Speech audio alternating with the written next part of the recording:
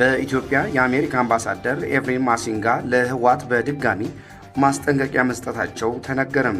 በኢትዮጵያ የአሜሪካ አምባሳደር ኤፍሬም ማሲንጋ ለህዝባዊ ወያኔ ሓርነት ትግራይ ህወሓት አመራሮች ጠንከር ያለ ማስጠንቀቂያ ማስተላለፋቸውም ተሰምቷል።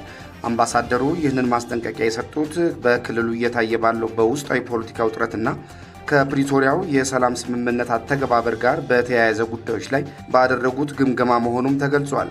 ኤፍሬም ማሲንጋ በትግራይ ክልል ዘላቂ ሰላምን ለማረጋገጥ የተጀመሩ ጥረቶች እንዳይደናቀፉ በተለይም በትጥቅ መፍታት፣ በዳግም ማቋቋምና በክልሉ አስተዳደራዊ ሽግግር ሂደት ላይ ሁሉም ወገኖች በትብብር መስራት እንዳለባቸው ማሳሰባቸው ይታወሳል። ከዚህ ውጪ የሚደረጉ ማናቸውም ከስምምነቱ ያፈነገጡ እንቅስቃሴዎች በክልሉ ላይ ተጨማሪ አለመረጋጋትን ከመፍጠር ባለፈ ከአሜሪካና ከዓለም አቀፉ ማህበረሰብ ጋር ያለውን ግንኙነት ሊያሻክረው እንደሚችልም ጠቁመዋል።